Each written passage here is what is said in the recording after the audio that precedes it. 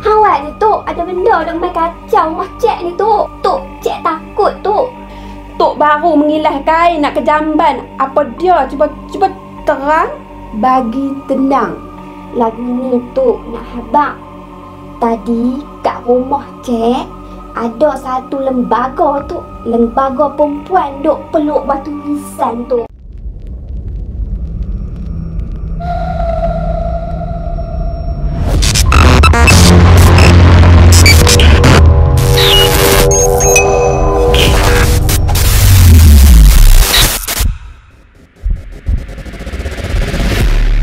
Hai, Assalamualaikum. Welcome back to Cengkeh Channel. Terima kasih korang kerana sentiasa memberi support pada akak. Akak mendoakan supaya kita semua sentiasa dipermudahkan dan dimelancarkan rezeki buat kita semua. Amin ya rabbal alamin. Hari ni akak nak kongsi satu kisah benar yang berlaku. Kisah dia agak misteri dan agak seram tau korang. Jadi kisah ni telah dikongsi oleh salah seorang subscriber akak, di mana kisah ni dikatakan diceritakan oleh ayah kepada subscriber tersebut. Perkongsian kali ni mengisahkan tentang perjalanan untuk menambak tanah perkuburan lama, kerana dikatakan tanah perkuburan itu sering mengalami banjir. Atas permintaan owner cerita ni, akak diminta untuk berdialog dalam logat Kedah. Akak tak terror tapi akak try lah. Bismillahirrahmanirrahim. Qul a'udhu birabbin nas, malikin nas, ilahin nas, min syarril waswasil khannas, الذي يوسوس في صدور الناس من الجنة والناس.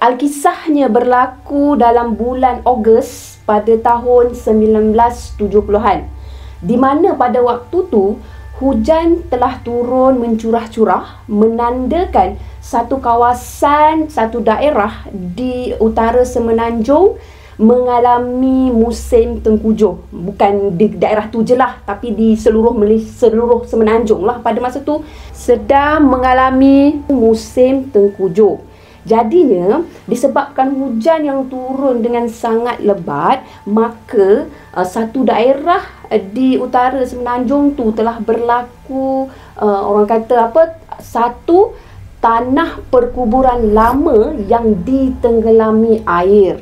Akak bagi gambaran macam mana kedudukan tanah perkuburan lama tu. Okey, tanah perkuburan lama tu terletak di kawasan yang rendah, di mana dikelilingi oleh pokok-pokok besar. Sebab apa tahu? Sebab kubur tu dah tak lagi digunakan, ekoran daripada daerah tu dah mengalihkan, orang kata menggunakan tapak perkuburan yang baru. Jadi sebab kubur lama kan, jadinya dikatakan juga kawasan tanah perkuburan tu memang orang kata berada berdekatan dengan kawasan sawah padi. Kalau kawasan sawah padi ni kita boleh faham lah kan, bahawa kawasan tu memang betul-betul terletak di tanah yang rendah, macam tu. Jadi nak dijadikan cerita, pada suatu hari Tok Ketua dekat kampung tersebut, dia merasa susah hati. Maksudnya kalau dia tengok setiap tahun, boleh katakan setiap kali hujan turun dengan lebat, kawasan tanah perkuburan lama tu mesti ditenggelami air. Jadi sampai bila nak berkeadaan macam tu? Jadinya Tok Ketua tu pun dia ajak penduduk kampung tersebut untuk mengadakan mesyuarat bagi menangani masalah ni. Jadi dia orang pun berkumpul lah ramai-ramai. Tok Ketua pun ajak lah orang kampung semua, termasuk budak-budak muda kat situ, untuk orang kata menjalankan, orang kata apa, meeting lah orang kata kan kat situ kan. Jadi depa pun duduk ramai-ramai tu, depa terkejut lah kan, pasal apa Tok ni tiba-tiba je duk ajak kami mesyuarat ni, macam tu lah kan. Jadi Tok ni bila dah masuk dekat mesyuarat tu, Tok pun cakap, hampa, ni Tok nak habaq ni, lagu tu. Hari ni kita mai sini ni, berkumpul ramai-ramai ni, kita nak bincang lagu mana kita nak buat kat Kubak Lama tu. Pasal apa? Tok tengok tanah kat Kubak Lama tu makin lama makin menurun, makin lama makin menurun. Kalau dibiak benda ni, lama-lama Kubak tu akan tenggelam. Kok ya kita pun tak perasan lagi Kubak tu pun dah tak ada. Lagu tu. Jadi hari ni kita bincang mai lah apa yang patut kita buat. Jadi duduk bincang sama-sama Tok Ketua dengan penduduk kampung ni, dapatlah satu kata putus, di mana mereka telah bersepakat untuk membuat penambakan pada kawasan tersebut. Okey, penambakan tu ada yang faham, ada yang tak faham. Maksudnya tanah dekat situ akan ditambak untuk orang kata tinggikan kawasan tu. Jadi bila kata putus dah diambil, maka satu hari mereka pun, Tok Ketua ni, yang penduduk ni pun bergotong royong untuk menjalankan proses penambakan tanah kubur tu. Jadi mereka pun mulalah bergotong royong. Akak nak bagi tahu korang, gotong royong ni memang sangat seronok sebab akak membesar di kawasan kampung. Pada satu tahap tu, kalau kita berada dalam situasi bergotong royong, dia ada satu ikatan tau, di mana ikatan silaturahim tu dia akan bertambah baik. Maksudnya macam tu, kita saling, orang kata, saling berjumpa antara satu sama lain. Jadinya budaya bergotong royong ni sebenarnya sangat baik untuk diteruskan di kalangan masyarakat kita tau. Okey, akak sambung cerita. Nak dijadikan cerita, selepas daripada penambakan tu, bukannya mereka duk tambak tanah tu terus siap. Tak, makan masak. Jadi selepas penambakan tu, berlaku satu kejadian misteri dan seram. Macam tu. Maknanya salah seorang penduduk kampung dekat kampung tu telah mengalami satu kejadian. Maknanya dia telah dihadiri oleh satu makhluk lembaga yang berpakaian serba putih. Macam ni kisah dia. Di satu malam selepas Isyak, satu rumah penduduk kampung ni tiba-tiba diketuk, tuk tuk tuk. Diketuk mula-mula. Benda tu ketuk dalam keadaan, orang kata, sopan lagi. Jadi penduduk tu anggap ada, orang kata, jiran lah tu. Nak orang kata nak menyapa dia kan. Jadi dia buka pintu, tak ada apa lagi. Lepas tu bunyi ketuk yang bersama dengan gegaran. Ketuk yang bersama gegaran. Jadi penduduk ni pun mula rasa nak marah lah kan. Takutlah buat main kan. Jadi dia pergi buka lagi, tak ada lagi. Lepas tu dia ketuk, dia cakap pula dah pintu. Lagu tu lah bahasa Kedah lah. Dia cakap. Lebih kurang tu hampa faham lah. Tak faham sudah. Jadi dia cakap pintu tu. Jadinya penduduk yang mengalami ni, dia mula merasakan satu perkara yang menyeramkan tau. Sebabnya tak, orang kata, menjadi satu kebodohan lah kalau sekadar nak musik mencakap-cakap pintu kan. Jadi kali ni dia buka pintu. Bila dia buka pintu, alangkah terkejutnya dia, korang, bila dia nampak satu lembaga Kak Punti berdiri betul-betul depan pintu dia. Masa lembaga tu berdiri, dia sedang memegang sebuah batu nisan tau. Maknanya dia peluk batu nisan dengan kemarahan, dengan mata merah, dengan, orang kata, muka yang menyeramkan.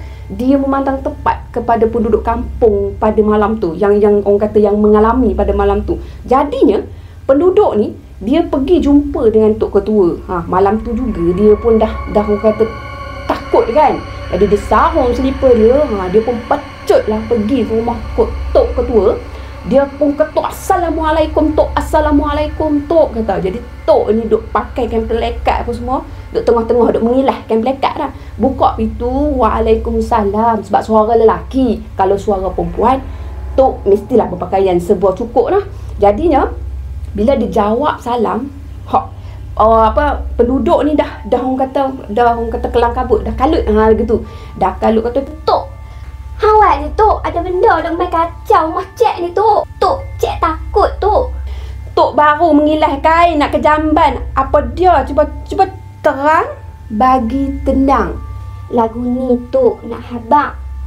Tadi kat rumah Cik ada satu lembaga tu, lembaga perempuan duk peluk batu nisan tu. Oi, seram Cik tengok Tok, kata. Apa yang hang duk mengarut ni? Hang ni pun cuba hang mengucap dulu. Tok tak dan nak mengucap lah hai. Cik duk habaq benda betul Tok, macam tak nak percaya je kat Cik. Tak apalah, hang balik dulu. Esok kita tengok macam mana. Tok teman boleh? Cik takut mai tadi Cik berani. Lah Cik takut. Yalah. Tok teman. Jadi Tok tu pun teman lah kawan tu balik ke rumah. Jadinya esoknya hari berlaku satu lagi kejadian yang sama di mana satu lembaga kat Punti memeluk batu nisan mengganggu lagi penduduk kampung yang lain pada ketika tu. Jadi bila dah jadi macam tu, jadi penduduk-penduduk tu mula berkumpul di rumah Tok Ketua untuk menjelaskan perkara ni, bagi tahu perkara ni. Jadi Tok Ketua ni pun dia pun macam nak tak percaya tu memang dah percaya lah kan, sebab bukan seorang yang kena kan. Sehinggalah pada satu siang-siang, yang ni kalau kata kat Punti ni malam, tapi ni kejadian siang di mana salah seorang, bukan seorang lah, maknanya di mana penduduk kampung dekat situ masa tengah orang kata apa, tengah bercucuk tanam, bersawah padi, macam tu lah, ada satu lembaga Abang Chong telah mengganggu diorang. Maksudnya diorang tengah buat kerja tu, Abang Chong tu pergi seolah-olah macam saja je nak mengenakan diorang, meloncat-loncat dekat tepi kat jalan, dia orang kata batas-batas sawah padi tu.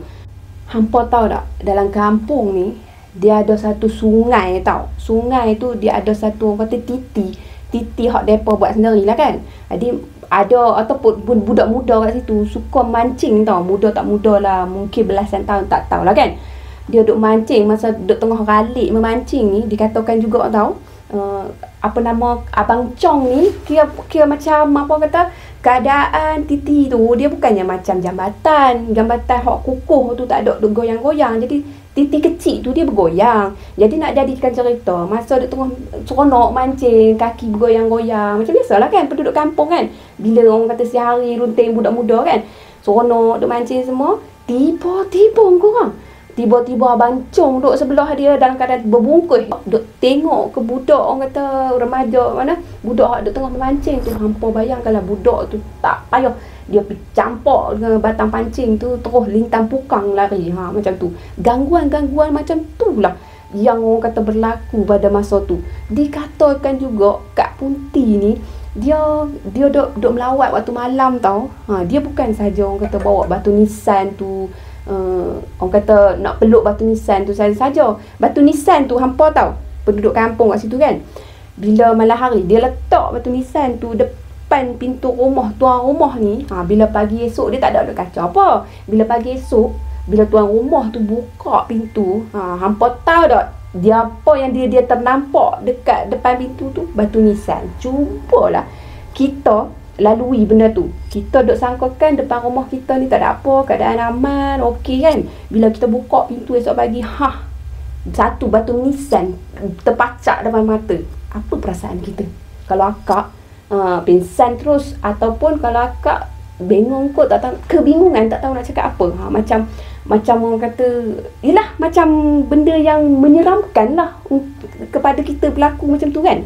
Jadi dikatakan juga Abang Chong ni dia kan suka mengganggu di siang hari. Jadinya dekat kawasan tu siang hari biasa rutin untuk suri rumah. Apa yang dia buat? Dia akan memasak kan. Jadi Abang Chong ni kan ada tikar macam tu kan. Masa tengah memasak apa semua ni kan, jadi dikatakan salah seorang daripada suri rumah dekat kampung tu, dia macam tengah-tengah memasak ni, tengah-tengah mengemas, lebih kurang macam tu lah. Abang Chong tu toing depan mata dia. Masa tu juga dia campurnya apa yang ada kat tangan, terus dia lari pergi naik ke atas, terus dia minta tolong dengan tak kisahlah husband ke apa ke kat atas tu. Lagu tu sampai lagu tu sekali. Jadinya kata gangguan-gangguan ni kalau kena kat kita pun memang betul-betul orang kata menyeramkan. Jadinya untuk mereka yang lalui pada saat tu, cuba kita bayangkan. Gangguan daripada Kak Punti ni dengan Abang Chong ni berlaku hampir setiap malam.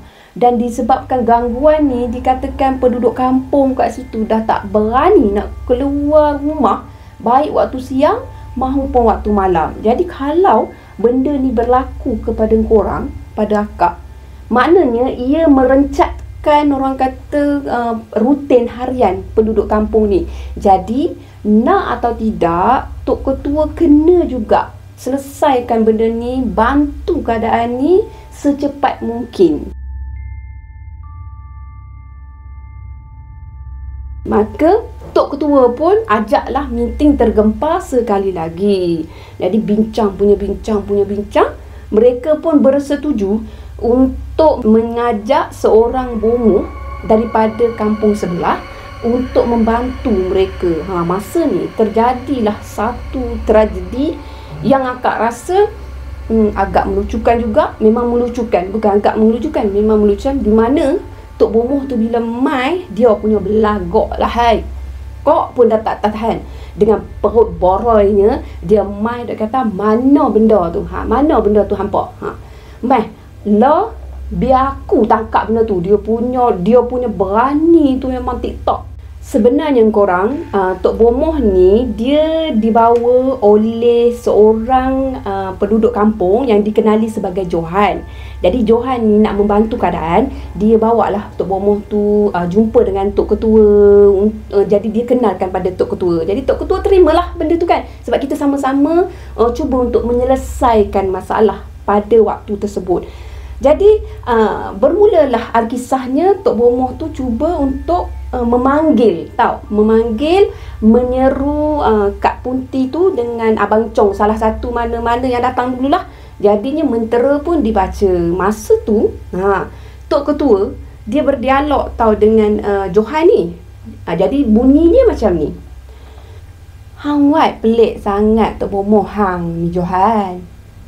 Tok tengok dia macam boleh ke ni? Alah Tok, boleh lah hai. Dia ni orang hebat tu. Kalau Tok nak tahu, dekat kampung dia ni, apa jenis hantu semua dia boleh handle punya tu. Tok jangan duk risau lah. Kita tengok dia nak buat lah. Jadinya Tok Bomoh tu pun meneruskanlah membaca mentera sehingga datang satu lembaga Kak Punti membawa batu nisan. Okey, akak bagi gambaran macam mana Kak Punti tu datang. Bukannya dia datang terus berdesuk depan mata Tok Bomoh tu. Tak. Tapi disebabkan kawasan tu adalah kawasan hutan. Bukan hutan lah, maknanya kawasan yang dipenuhi pokok-pokok kan. Jadinya Kak Punti tu dia melompat dari satu pokok ke pokok lain sehinggalah dia orang kata terbang berdiri betul-betul depan Tok Bomoh tu. Jadi masa tu dia tengah peluk sebuah batu nisan. Jadinya dia pandang pada Tok Bomoh tu dulu. Lepas tu dia pun campurkan batu nisan tu betul-betul dekat depan mata Tok Bomoh tu. Masa batu nisan tu dicampur, hampa tahu tak apa jadi? Jadinya Tok Bomoh tu pun dengan masa tu, sebelum Tok Bomoh tu nak mulakan percara tu, dia ada bakar satu orang kata kemenyan tau dalam dupa. Dupa ni dia bekas tembaga hak isi kemenyan untuk dibakar tau. Jadi masa tu dengan dupa tu sekarang yang bekas bakar kemenyan tu, dengan Tok Bomoh tu sekali orang kata terjun dalam parit tau tak. Parit tu hampa tahu tak berisi dengan ayak cak tau. Gitulah lebih kurang, ayak yang busuk gitu. Jadi masa tu penduduk kampung hak duduk situ pun melintang pukang bila depa tengok Tok Bomoh ni dah terjun dalam parit tu. Jadi depa pun lintang pukang pi terjun sekali dalam parit. Ada hak lari pi terjun masuk dalam sawah. Dikatakan juga Ada yang kata bertembung sama sendiri. Pasal apa? Pasal takutkan Kak Punti tu. Nak lari daripada Kak Punti tu. Mereka pun duk bertembung sama sendiri. Semua lintang pukan. Dengan Tok Ketua sekali hampa nak tahu, Tok Ketua tak tahu duk mana pergi. Jadinya bila Kak Punti tu dia mengilai, dia ketawa, dia rasa seronok tau mengenakan orang ni kan. Jadi Kak Punti tu pun berangsur pergi. Jadi masa tu Tok Bomoh yang duk kat situ, dia pun orang kata ambil batu nisan tu, dia campak balik tau. Batu nisan tu kata, aku tak mau tolong hampa hampa buatlah sendiri, hampa pergilah cari Bomoh sendiri. Ini bukan calang-calang hantu, hampa tahu tak? Jadinya Tok Bomoh tu pun balik. Keesokan harinya, orang kata apa, Tok Ketua ni dia melawat balik Bomoh tu, konon-konon nak minta tolong lah semula dengan Bomoh tu. Jadi masa tu dikatakan Tok Bomoh ni demam. Masa dia demam tu tak sempat pun Tok Ketua nak naik atas rumah. Hampa mari ni nak buat apa lagi? Tobatlah hom, aku tak nak tolong hampa lah. Hampa pi cari Tok Bomoh lain. Aku tak mau tolong hampa. Jadi Tok Ketua ni dalam keadaan orang kata terkejut, kebingungan. Pasal apa lah pula Tok Bomoh ni kita mari cara baik, dia buat lagu tu. Jadi depa pun balik lah. Tak apalah, apa kata abaikanlah Tok Bomoh ni. Jadi keesokan harinya, depa pun cari lagi Tok Bomoh kat kawasan berdekatan. Datanglah Tok Bomoh yang lain bersama dengan seorang pembantu. Yang ni lagi teror. Pasal apa lagi teror? Pasal dia bawa pembantu. Jadi Tok Bomoh yang kali ni pun sama, tapi hak ni tak ada lah nak bakar keminyan bagai lah. Jadi hak ni dia duk baca mentera, duk baca mentera. Lepas tu mari sekali lagi orang kata Kak Punti tu sama, duk bawa ke batu nisan tu, duk orang kata terpacok depan dia. Tapi batu apa kata Kak Punti tu kali ni dia mai sebelah batu nisan, sebelah duk pegang batu nisan lah. Sebelah lagi dia duduk orang kata meraba kepada tengkuk Tok Bomoh ni macam ni. Hampa boleh bayang dengan kuku panjang ya, duk meraba dekat telinga, dekat tengkuk Bomoh ni. Masa tu Tok Bomoh ni terkejut, dia punya pecut kalah pelari dunia. Hampa tahu tak? Maknanya dia dengan pembantu dia ni lintang pukang lari, tak tahu halau mana lah, tak tahu pergi mana lah. Tok Ketua pun tak tahu lah dia pada balik ke mana. Jadi Tok Ketua ni kata, siapa yang bawa ni Johan ni? Semua Tok Bomoh hang bawa semua teruk. Lagu tu. Jadi Tok Ketua buat keputusan masa tu, Tok Ketua nak minta tolong dengan kawan dia yang bukan berada di negeri tu, mana negeri lain. Kawan orang kata kawan sepermainan dia lah masa dia budak-budak ni kan, dia teringat lah kan. Jadi ambil masa jugalah nak minta tolong kawan dia mai ke kampung tu. Jadi kawan ini dikatakan seorang yang mempunyai ilmu agama yang tinggi, macam tu. Jadi kawan dia datang.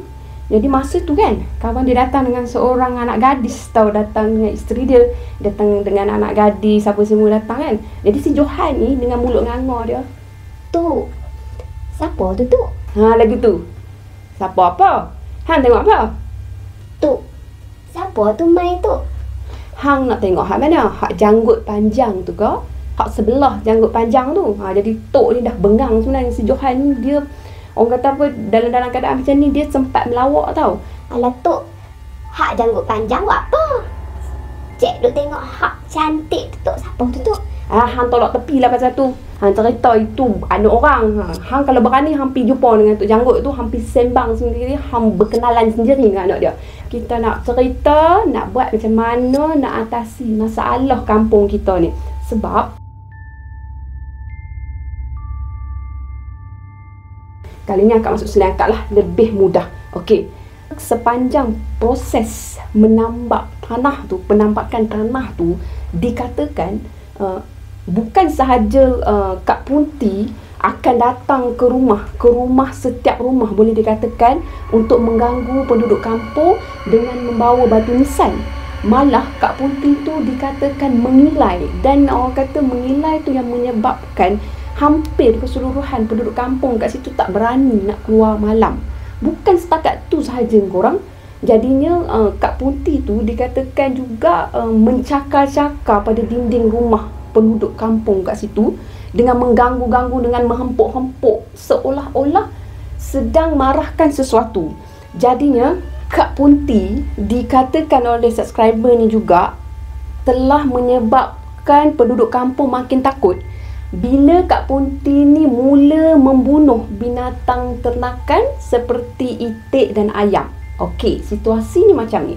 Di suatu pagi, salah seorang penduduk kampung telah menemui orang kata bangkai ayam dan juga itik diorang dalam keadaan perut yang pecah. Perut tu seolah-olah dicakar dengan sesuatu yang tajam sehingga mengeluarkan usus binatang tu. Yang orang kata pecah, perut pecah lah, senang kata macam tu lah kan. Jadi perkara ni bukan berlaku sekali je, boleh dikatakan kerap berlaku. Malah juga korang itu orang kata apa, kalau Kak Punti ni gangguan dia di malam hari, tapi di siang hari pun ada gangguannya, di mana dikatakan Abang Chong ni berkeliaran di kawasan kampung tersebut.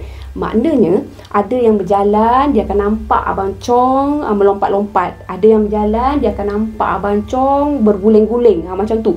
Jadinya ketakutan mereka ni bukan je di siang hari, malah di malam hari. Jadi bila masa pula dia orang nak pergi kerja, bila masa pula dia orang nak, orang kata nak rehat, macam tu lah kan. Jadi bila keadaan ni makin teruk,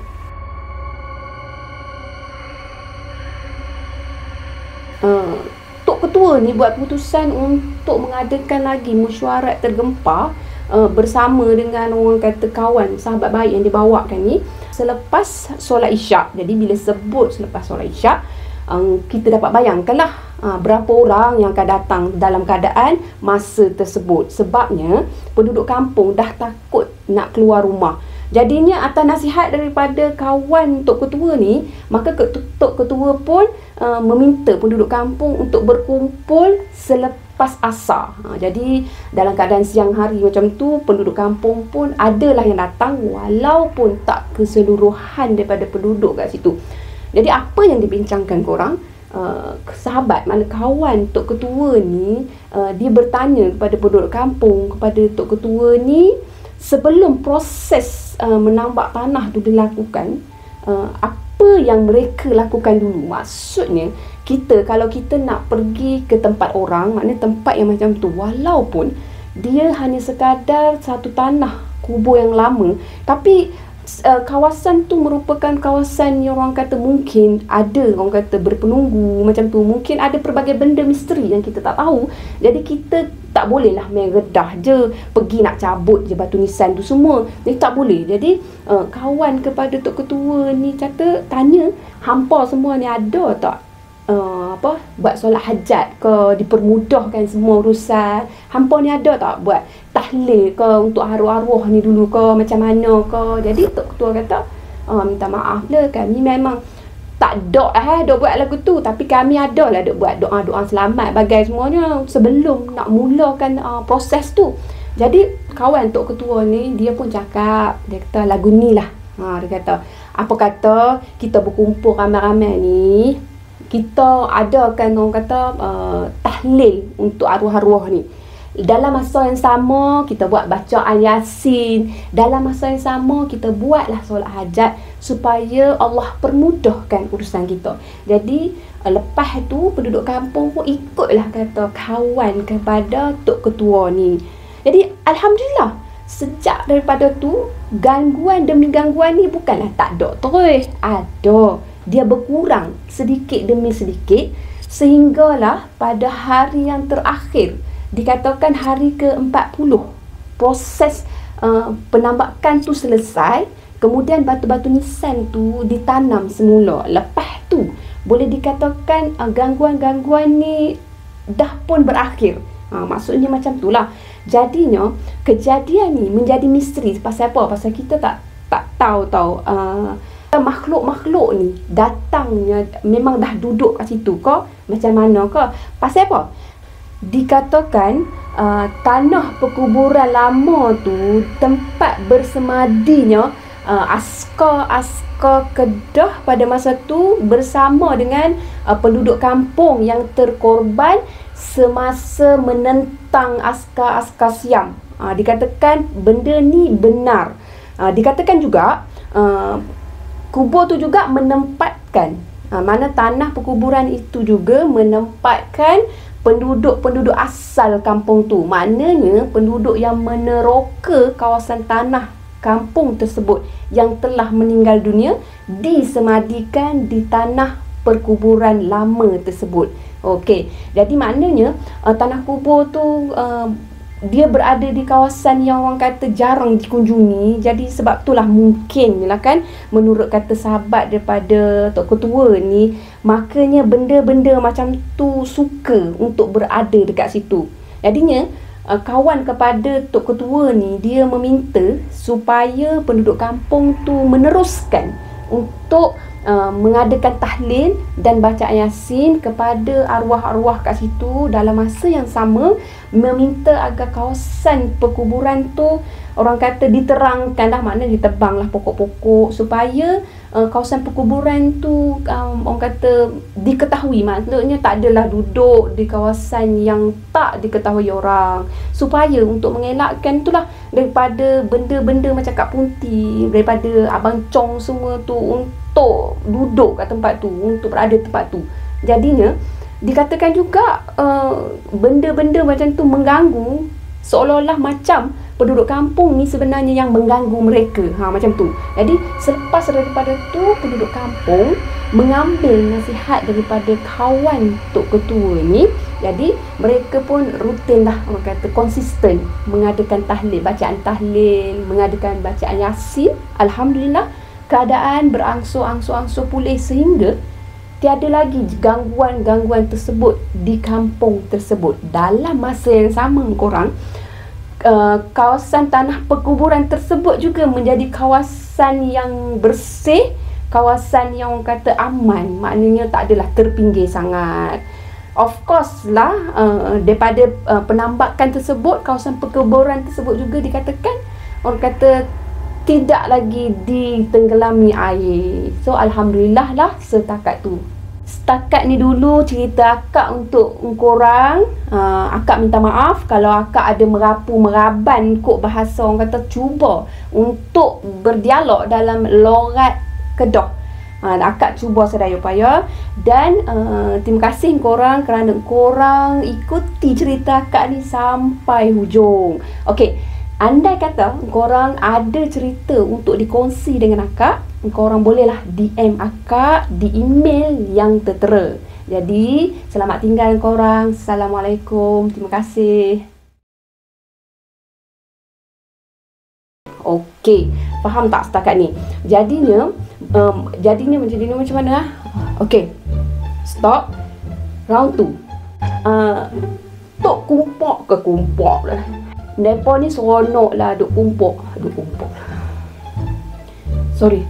Jadi mereka ni seronok lah dalam-dalam duk orang kata duk tambak ke tanah tu. Mereka rasa macam happy lah duk berkumpuk. Tok apa ni Tok? Ada benda datang rumah saya ni Tok. Tok, awak ni Tok, ada benda duk main kacau rumah saya ni Tok. Rumah saya? Macam mana? Oh, cik. Mana hampir kutip Tok Bomoh ni Johan. Tok Bomoh Johan. Awak teruk no. Macam mana? Sorry Tok dia. Ni saya praktis. Hang kenal mana? Hang kenal kat mana Bomoh ni Johan oi. Awak Tok tengok pelik sangat Bomohnya pun. Boleh percaya ke hang ni? Entah-entah Bomoh tipu koknya. Macam perok lah bang. Awak pelik sangat hang punya Tok Bomoh ni Johan. Tok tengok le macam yo. Yo tu nogori yo.